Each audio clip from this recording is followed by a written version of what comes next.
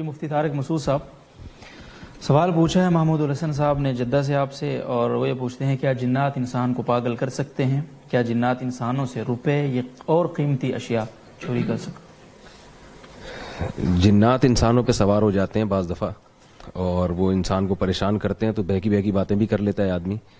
لیکن اسی طرح بعض دفعہ ایسا بھی ہوتا ہے کوئی یہاں سے اٹھا کے کوئی چیز ادھر کر دی، ادھر سے اٹھا کے کوئی چیز ادھر کر دی.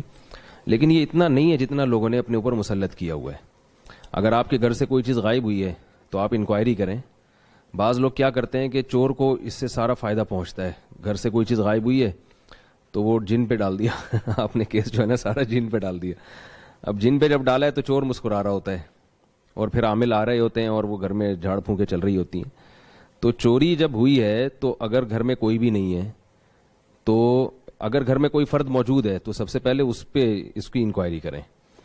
تو جب ہم اسباب کی دنیا سے باہر نکل کے اس طرح جن چڑیل بھوتوں کی دنیا میں جاتے ہیں نا تو اس سے پھر ہم ترقی نہیں کر سکتے اور ہمارے کوئی بھی کام دنیا میں نہیں ہو سکتا.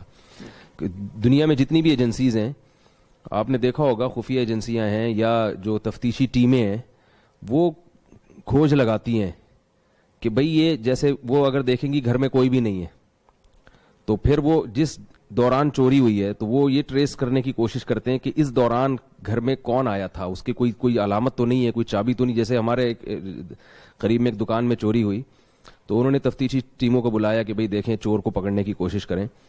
تو ایک بٹن ملا ان کو. وہ بٹن پھر انہوں نے کیا کیا ہے کہ وہ پورے محلے میں یہ دیکھنے کی کوشش کی یہ بٹن کس کا ہے اور اس سے چور پکڑا گیا. کیونکہ وہ چور بھاگتے ہوئے کہتے ہیں نا، مشہور ہے کہ کوئی نہ کوئی چیز نشانی چھوڑ کے جاتا ہے. اب اگر وہ تفتیشی ٹیمیں کو نہ بلاتے اور خود بیٹھ کے کہتے یار کوئی بھی ذریعہ نہیں ہے تو اس کا مطلب جنات نے دائیں بائیں کیا، تو عاملوں کو لے آتے جو میری رائے میں سب سے بڑے چور ہیں معذرت کے ساتھ. تو وہ ایک نیا سیٹ اپ شروع ہو جاتا ان کا. تو اس لیے ہمیں اسباب سے ہٹنا نہیں چاہیے، غور کرنا چاہیے، چیزوں کی حقائق تک پہنچنے کی کوشش کرنی چاہیے.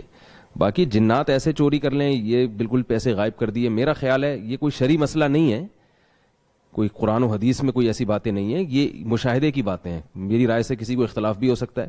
تو میرا جہاں تک مشاہدہ ہے ایسا نہیں ہوتا. جی بینکوں سے کیوں نہیں چوری کر لیتے یا آپ کے بٹوے سے کیوں چوری کرتے ہیں؟ تو بینکوں کا تو پورا نظام فٹ فاٹ چل رہا ہوتا ہے. آپ جتنے چاہ کے عامل وہاں بٹھا لیں کسی بینک کے باہر کہ اس میں جنات کو بھیجو، اور جتنے لاکر میں پیسے ہیں ان میں 1 روپیہ بھی کچھ بھی نہیں ہو سکتا.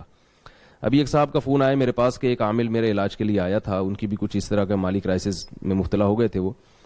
تو اس عامل، میں نے کہا اس عامل نے آپ سے قیمت کیا مانگی؟ انہوں نے کہا عامل نے مجھ سے کہا کہ مجھے UK کا ویزا لگوا دیں آپ. وہ صاحب بہت بڑے سیٹ تھے. تو میں نے ان صاحب سے کہا کہ جو عامل اپنا UK کا ویزا نہیں جنات کے ذریعے لگوا سکتا تو وہ آپ کو اتنے کرائسس سے کیسے نکال سکتا ہے؟ تو اس لیے زیادہ جن چڑیل بھوتوں کے چکر میں نہیں پڑنا چاہیے. آیت الکرسی ہے جو اللہ کے نبی نے ہمیں اعمال بتائے ہیں، ان سے انشاءاللہ جن چڑیل بھوتوں سے ہماری حفاظت ہو جائے گی. آیت الکرسی، سورہ فلق، سورہ ناس، اس پر اکتفا کرنا چاہیے. اور اگر چوری ہو گیا تو چور تک پہنچنے کی کوشش کریں، جن پہ ساری بلی نہ ڈالیں، ورنہ چور خوش ہوگا، اس کا سارا فائدہ چور کو پہنچے گا. اس کا بہت شکریہ.